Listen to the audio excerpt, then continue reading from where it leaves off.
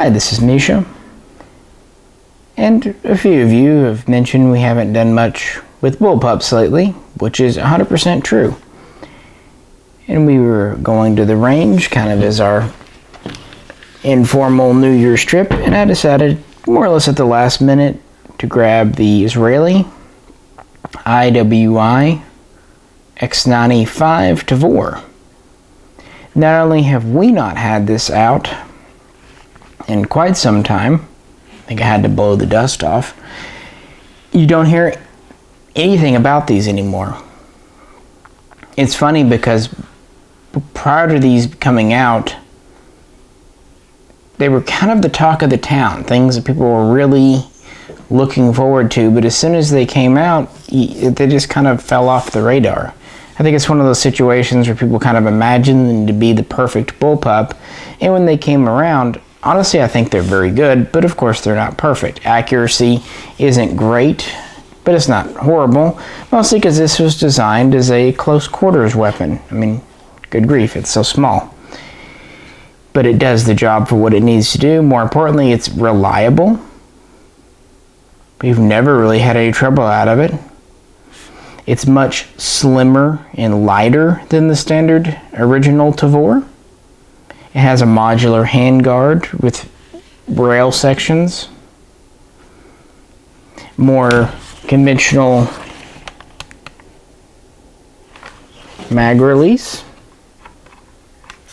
I think one thing people try to do, they try to hit it like this. You're supposed to kind of come in and curl and hit it like that because it's actually a hinge. See? The safety is also reversible.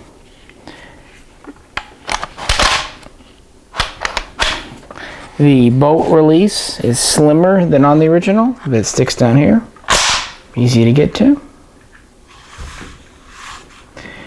You get the idea. We've done a number of history and development as well as a comparison video with the original. So check that out if interested. But I've always thought this was a neat little gun, especially after I got to customize it a bit. To recap what I did to mine years ago, I took off the real thick butt plate and replaced it with the original slim one. Now the problem there is you have an overall length under 26 inches.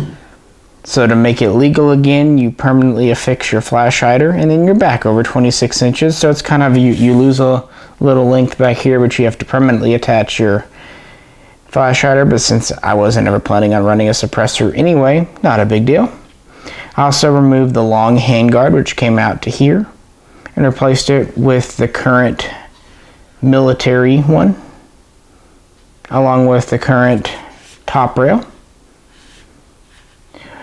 I also replaced the pistol grip with the, as you see here, kind of the more conventional small trigger guard, and it has the IDF grip panels. That's one thing I also really liked about the X95 was the modular, not just trigger guard and grip, but also even the grip panels can be taken off and replaced. I've got an IWI foregrip here. It's simple but effective. It's kind of got a pretty soft coating. I've always found it to be very comfortable and doesn't hang up or get in the way. And then I've got an Israeli red dot sight, kind of their take on an EOTech. This is actually has been out for a few years now, and it's just a good sight for the money and fits well with this gun kind of being a CQB. These feed from standard AR-15 magazines. In it right now is actually a Korean steel mag, but we've tried many different ones over the years and pretty much all of them work. So yeah, it was kind of mentioned that we haven't done bullpup in a while, so since this thing doesn't take up a lot of space and has always been fun and reliable, I threw it in and we took it out, shot it as you saw, and no problems. It ran with 55 and 62 grain, no issues there. These are just neat. Now again, for more on the history, you can check out some of our earlier videos. They'll be in the bullpup and or the Israeli playlist, but just to briefly recap, while it looked like Israel was going to go with the original Tavor TAR 21, In November of 2009, the IDF selected the initial micro Tavor, which evolved into the X95 as its standard issue. Now, this original version had a 13-inch barrel and measured just under 23 inches long, so a very small, compact gun. They fielded this for a few years, but then they found that sometimes going as small as possible isn't always the best option. The obvious drawbacks of range, accuracy, and also even in close quarter environments, you can go too small to the point your flash is right in your face, and they had trouble cutting corners. You know, you can read about it. But what they did in 2014, IWI went to a newer version with a slightly longer, about 15-inch barrel, giving an overall length of right about 25 inches. So, you know, not too much longer, but going up to 15 inches gave a lot of benefits, as you can imagine, and really seemed to solve a lot of problems. Around the same time, they introduced this newer pattern of handguard, replacing the older kind of round style. And they worked on the trigger group. Anyone who's played with the original Tavor kind of has the feeling for how those triggers were. These newer ones have a much nicer trigger. I've seen this new, or at least relatively new as of 2014, X95, sometimes referred to as the X95-2, but the IDF just seems to just kind of treat it as the next evolution, and they actually started fielding them in late year, and they more or less made this the standard issue. So the 15-inch version is what's standard today at the end of 2018, or beginning of 2019, rather, probably when you're seeing this video. There's also a version with a barrel length like this. Now, the US version has the 16.5-inch barrel. In Israel, they do offer a version like this with a 16.5-inch barrel as a select fire.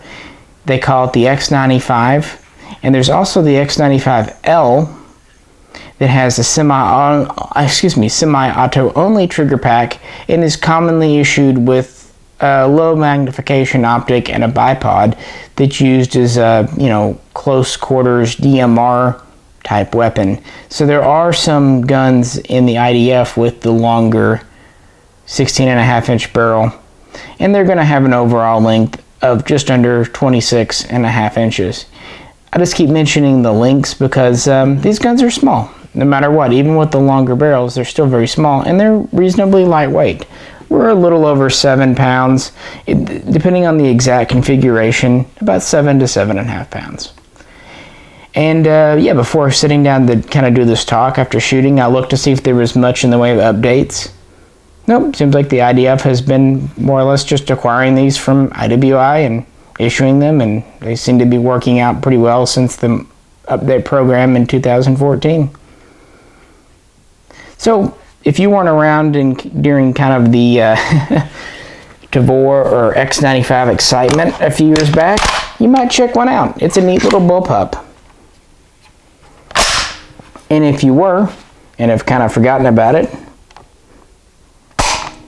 you might revisit it. And if you've got one collecting dust in your gun safe like we had, hey, pull it out again. It might impress you. It's not a DMR, it's not a target gun, but for kind of a fun little close range gun, I think it does its job very well. Well, any questions or comments, please post them below. If you'd like to help support our channel, please check out the link to our Patreon page. As always, we greatly appreciate you tuning in. Like, share, subscribe, all that good stuff if you could, please. This is Misha, and we will catch you next time.